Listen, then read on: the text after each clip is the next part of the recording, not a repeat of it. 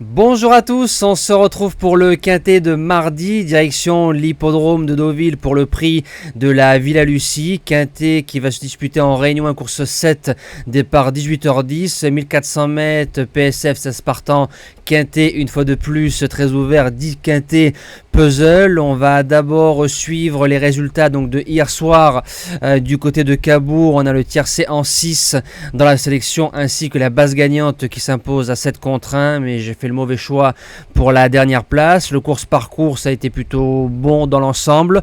On fait un 3 sur 4 avec les objectifs. Le repéré numéro 1 qui s'impose, Idol of Love à 13,30. Le repéré numéro 2, le jeu bonus, je plaide coupable, erreur de casting. Le cheval du jour s'impose et le report du jour. Et on a le tiercé ordre une fois et 3 fois le tiercé des ordres pour les membres du journal des trotteurs.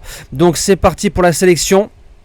En base gagnante, je mets le numéro 11, Toshk, qui a à peu près 65%, 67% de réussite sur la fibrée. Il est lauréat de Quintet Plus l'année dernière sur ce parcours-là en 37 de valeur. Le 30 juin, du côté de Saint-Cloud, c'est la note. Son jockey attitré, Sylvain Ruiz, lui a mis qu'un seul coup de cravache sur le postérieur gauche. Le cheval s'est bien relancé. Maintenant, il retombe en 38. Faut que ça roule, normalement avec les 2-3 chevaux que je vois ça va rouler. C'est Guyon qui sera dessus.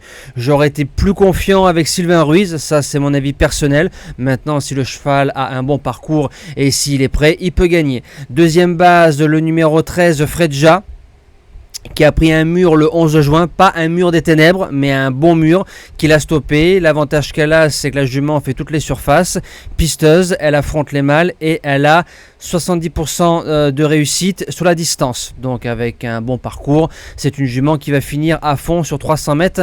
Elle va très vite. Pour les chances, le numéro 8, Pedrito, il vient de refaire une valeur sur le sable. Son dernier podium quintet a été fait sur ce parcours-là en début de saison ici même à Deauville, en 42,5 de valeur. Il est en 40,5 de valeur. Attention, il risque de refaire surface.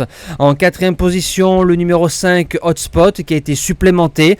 La rentrée a été très bonne parce qu'il a battu Apax d'entrée de jeu. Apax qui était à 100% et en 45 de valeur. Donc ça c'est magnifique. Derrière a moins bien couru. Maintenant c'est un gagnant de Quintet Plus en 41. Il est en 41,5, il va devant et s'il arrive à gérer sa course devant, il a sa place dans les 5. En 5e position, le bottom weight, le numéro 16, Alcanor, 4 sur 6 sur la distance, a battu Calas en début de saison sur la PSF de Chantilly. Maintenant c'est un attentiste, mais avec son petit poids, ça peut faire la différence. En 6e position, le numéro 15, Chanel Gold, qui sera monté par la redoutable Vélon, joquette de talent. Le cheval est supplémenté 4 quintets 0 à l'arrivée. Maintenant il est en 35,5 de valeur et l'année dernière en fin de saison on faisait jeu égal avec Etel du Nignan. Etel qui a gagné quintet fin mai, la ligne est très bonne et sur la surface c'est 3 sur 3, attention. En 7e position, le numéro 10, Abelard F, a gagné 2 handicaps sur le sable d'autorité, passant de 32,5 à 38,5, a déçu derrière sur un terrain collant qui n'est pas pour lui. Maintenant on revient sur le sable et sur la forme, je pense qu'il faut le garder. Et je termine avec le numéro 8, Royal Sheik. Alors j'ai hésité avec le 1 Deep Hope et le 8 Royal Sheik. Ce qui m'a fait changer, c'est le jockey. Voilà, je connais pas du tout le jockey du numéro 1 Deep Hope. Maintenant Royal Sheik, il va retrouver Pasquier. Royal Sheik a prouvé sa valeur qu'il pouvait faire dans les quintets plus en 40. Débute sur le sable certes, mais Pasquier qui va arriver à 12 ou 15 contre 1, je m'en méfie, donc j'ai préféré garder Royal Sheik dans ma sélection. Moi j'ai plus qu'à vous souhaiter une belle semaine. Je vous dis à demain et merci à tous.